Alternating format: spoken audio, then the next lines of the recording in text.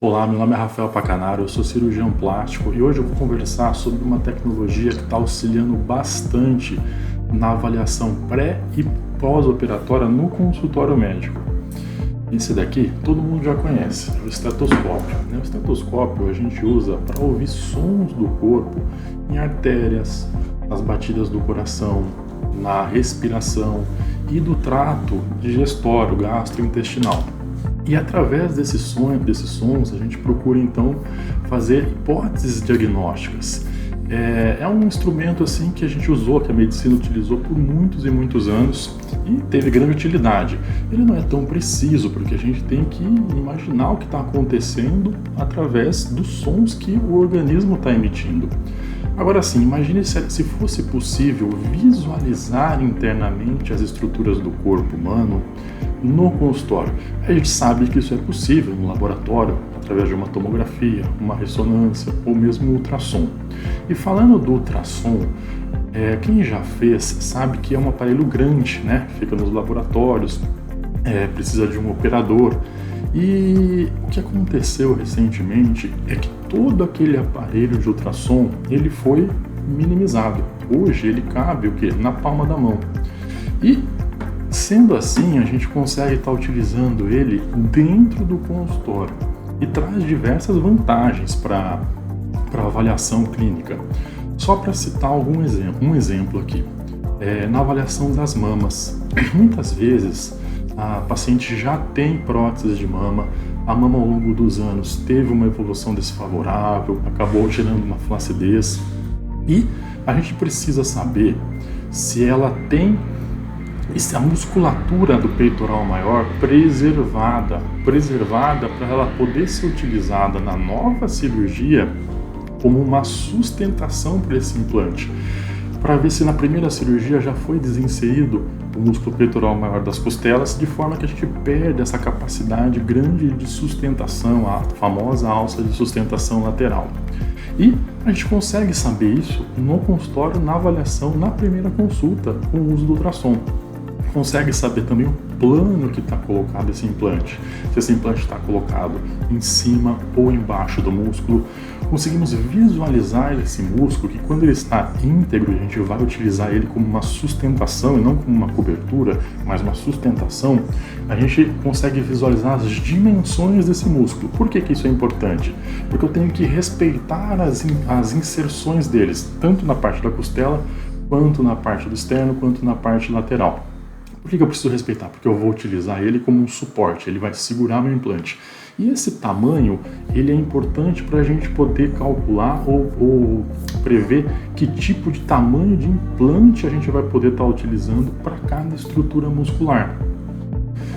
Outra avaliação de mama é para o pós-operatório. No pós-operatório é incrível, porque a gente consegue avaliar se houve sangramento ao redor da mama, dentro do implante, se tem alguma coleção que pode ser seroma ou coleção de pus, uma infecção que necessita de uma abordagem, uma drenagem. Então a gente não passa mais dúvida, né? Ou se aquilo que a gente está observando é apenas inchaço, né? Porque às vezes pode ter um inchaço assimétrico, aliás, isso é super comum, mas a gente tem tranquilidade de avaliar esse inchaço e ver que ele é só um inchaço. Ele não é uma hemorragia interna, não é um hematoma, não é uma coleção líquida ou purulenta. Então traz bastante tranquilidade para a gente. E nos casos em que a paciente quer retirar os implantes, né, que está cada vez mais comum. As pacientes colocaram implante, na época era uma satisfação e hoje em dia não faz mais sentido. O que acontece é o seguinte, aí é muito variável, porque o que as pessoas querem saber? Como vai ficar a mama delas sem o implante, sem a prótese. Com o ultrassom, a gente vai conseguir estar fazendo o quê? Avaliando a quantidade de tecido que tem em cima do implante. Tecido esse glandular, gorduroso e a pele, né, a espessura. E aí, com uma boa espessura de tecido mole, que a gente chama em cima do implante, a gente consegue prever que vai haver uma quantidade de tecido para a gente refazer a mama, claro que com um volume menor, mas vai poder ser feita, refazer essa mama, reconstruir essa mama com o tecido resultante. Esse tecido também ele é importante para quê? Para fazer os enxertos de gordura quando a gente quer aumentar essa quantidade de tecido. Porque quando o tecido é muito pequeno, a gente tem um problema grande, porque a gente tem pouco espaço para enxertar e a gente já consegue prever que a mama vai ficar extremamente pequena. Às vezes, tirando o implante, a gente vai causar uma masculinização, que a paciente, estando ciente, muitas vezes ela prefere ficar sem mamas do que ter os implantes dentro do corpo. A gente consegue estar orientando. Então esse ultrassom ele vai servir para a gente dar essa perspectiva do que vai acontecer com a mama dela quando o implante sair. Ainda falando sobre as mamas, a gente tem casos em que já houve mastopexia prévia, e essa mastopexia pode ter sido feita 1, 2 vezes, às vezes 3 vezes. E o que acontece nesses casos em que houve muita manipulação da mama, muito corte, muita cirurgia em cima de cirurgia? A gente vai desvascularizando a região da areola. Os vasos sanguíneos que chegam nessa areola vão ficando mais rarefeitos, mais raros, mais lesados. E uma futura manipulação cirúrgica pode acontecer um evento ruim, que é a isquemia, né? Que é a falta de circulação. Com o simples ultrassom portátil, a gente também tem o Doppler. Doppler é um componente que esse ultrassom ele tem, que ele vai visualizar vasos, né? Ele vai visualizar o movimento, o fluxo de sangue. Então a gente pode estar localizando onde estão esses vasos no pré-operatório para buscar preservar esse pedículo que vai nutrir a areola sem lesionar essa região por onde está chegando a maior parte da circulação. Porque como a cirurgia foi feita muitas vezes em outros locais, a gente não sabe que técnica foi utilizada, a gente não sabe quais vasos foram interrompidos, né? Na lipoaspiração, o ultrassom passou a ser praticamente fundamental. Fundamental por quê? Porque a técnica evoluiu bastante, passou da lipo HD para lipo Ultra HD, onde a gente vai fazer uma definição do corpo muito mais natural, porque não vai ser uma definição feita na gordura, ela vai ser uma definição feita no aumento da própria musculatura. Musculatura essa que vai ser identificada pelo ultrassom e uma punção de enxerto vai ser feita para aumentar e definir esses músculos da própria pessoa. Isso pode ser feito em deltoide, peitoral, trapézio, os músculos do abdômen, coxa anterior, coxa posterior. Então é bem bacana isso. E também ele promove uma marcação cirúrgica, um plano cirúrgico pré-operatório, onde a gente está desenhando as regiões que vai enxertar e lipoaspirar com muito mais precisão. A gente tem relatos, por exemplo, de cursos bem famosos de lipoaspiração HD, em que os tutores, que são extremamente experientes, na hora de marcar apenas palpando o corpo da pessoa, em momentos diferentes, a marcação fica diferente, ou seja, uma hora ele marca o músculo numa posição, no dia seguinte, no mesmo modelo, ele desenha novamente e a gente observa que a marcação ficou diferente, ou seja, é difícil identificar o contorno, os limites musculares apenas com a ponta dos dedos, fica um pouco impreciso. Já usando o ultrassom para fazer essa marcação pré-operatória, a gente vai conseguir sempre identificar os limites musculares e fazer o trabalho bem mais natural, porque sim, vai identificar e realçar apenas a tua musculatura. No pós-operatório dessa lipoaspiração, vai ser bem bacana também, por quê? Porque a gente vai poder identificar líquido, seroma, que é muito comum, né?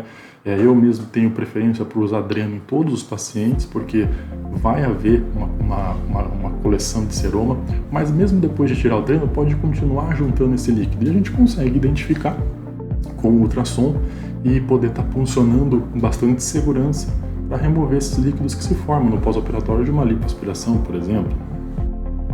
Outra coisa bem bacana que esse aparelhinho aqui proporciona é a gente fazer uma mensuração da espessura da pele da região do nariz. No exame físico a gente já consegue ter uma ideia se a pele é mais grossa, se a pele é mais fina. Quanto mais porinhos, oleosidade, já é um sinal de pele mais grossa. Por que isso é importante numa rinoplastia? Porque a espessura da pele é que vai determinar o quanto a gente consegue deixar esse nariz mais delgado, mais fininho, um nariz mais delicado, e o quanto esse inchaço vai demorar. Porque peles grossas, espessas, elas não vão conseguir, às vezes, deixar o nariz a ponta tão definida. E o edema é prolongadíssimo, podendo chegar até 1 ano e meio, 18 meses, às vezes.